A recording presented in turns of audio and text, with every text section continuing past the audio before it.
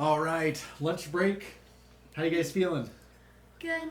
All right, the kids did an interval workout on the stationary bike today, so we could get some important information. What did we figure out today? Our max heart rate. Our max heart rate. Do you guys know why we talk about heart rate so much when we're like running and working out and stuff? Kind of. Kind of. Because it's good to know where you're at when you're running. Make sure you're not pushing yourself too much. Yeah. So you can go for longer. So when I was in high school, before we had all this technology, we kind of went off of your race pace. So if I had a 17-minute 5K pace, then all of my workouts were based off of that. And if I was going to go 80% of my effort, I would just go 80% of that speed, right? I would slow down a little bit. But there's a lot of other things that can like affect how our body's doing. And ultimately, when we're like building cardio endurance, what matters is how our heart's beating. Now, if I'm a little under the weather, maybe a 12-minute pace would put me in like zone 2 where I need to be, whereas on a day that I'm healthy and the weather isn't raining and beating in my face, maybe that's like a 10:30. So the pace that we run at isn't always the best indicator. Now that we have technology to have our heart rates with us when we run, our heart rate's kind of a great guide to direct us how much energy should we be investing in our run. And it keeps us from overtraining, because there's a sweet spot that we call zone 2 that we're going to calculate today and share with our friends like what our zone 2s are and tell them how to figure it out. But zone 2 is the sweet spot where you get a lot of cardiovascular benefit. Your muscles start growing new blood veins and capillaries to get more blood to the muscles. It's just a good thing for our body. But it's easy to go harder than zone 2, and then your body needs more recovery time. And it didn't get a whole lot more benefit for running extra fast. So there's like a sweet spot in the middle. So even though zone 4 is twice as much work, it's not twice as good for us, right? We, the other morning, woke up and checked our resting heart rates. We got them first thing in the morning. We laid on the ground. We breathed deep. Rory, what's your resting heart rate? 52. What's your resting heart rate? 52. Oh, you both got 52. Mine was 49. So that's resting heart rate right out of bed first thing in the morning. And then today, to figure out what our max heart rate is, we got you guys set up with the heart rate monitor. We got on the stationary bike for 20 minutes. We did 4 minutes easy with a 90-second kick. And then 4 minutes easy with a 90-second kick. And those 90-second kicks, we pushed really hard, and we watched our heart rate monitors, and we were trying to get to 190, 190, 192, right in that zone. And Dane, what was your max heart rate? 189. 189. Rory? 191.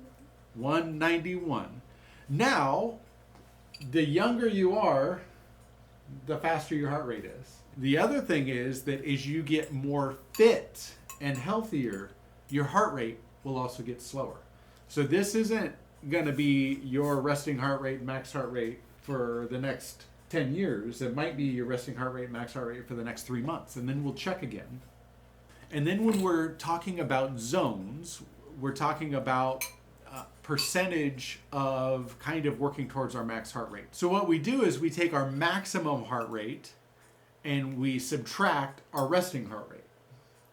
And that gives us our heart rate reserve. That's how much your heart rate can shift. So my heart has 132 gears, right? From 48 all the way up to 180. Yours has 139 in your heart rate reserve. You have 137 in your heart rate reserve. Okay? All right, so the way that the zones work is I kind of use a 5-zone method, which I think is the most popular for most runners. Okay? So zone 1 is from 50% to 60% of your maximum of your heart rate reserve. Zone 2, our magic cardio building area where we want our heart rates to be, is from 60% to 70%. So you figure out 60% of your reserve and you add it to your resting heart rate, and you figure out 70% of your reserve, and you add it to your resting heart rate, and that gives you the range. So my range for my zone 2 is different for everybody, is 128 to 140. That's where I want to be. If I go over 140, I'm using more energy than I need to. I'm going to have a longer recovery. And there are some workouts that we do like interval training. So it's not zone 2 is the only training we do. It's the most training we do, about 80% of the time. Because you still have to run intervals, because that teaches your body to get rid of lactic acid and other things. Like there's other components to running other than just zone 2. But zone 2 is most of what we do. So, Rory, you're zone 2. You guys got to remember these numbers. This is the zone you want to be in. 136 to 149. Dane, you're 135 to 148. And what I would do is, because this isn't like super duper exact science, I would round both of those numbers and give you guys the same zone. 135 to 150. That's what I would say. Okay. That's your zone 2. That's where you want to be. So I was telling you 125 on the bike because I was kind of going off of my zones. Not a good idea. We want to be 135. And you guys have been averaging 135 for your heart rate. But we want to keep it at 135. We don't want to below that. So your zone 2, 135 to 150. But letting the heart rate kind of guide your workout is a really good way for us to get a good solid foundation. And if any of our friends want to figure out what their zones are, they can figure out their heart rate very, very first thing in the morning for their resting heart rate. Yeah. And then should we let them come over and ride our bike if they want to do max heart rate? Sure.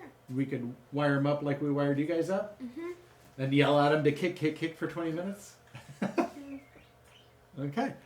All right. So if you need help figuring out what your zone 2 is and you want to come to a max heart rate at the Kennedy House, just let us know and we'll get you plugged in on the bike. We really like our heart rate monitor. Stay active and we'll see you soon.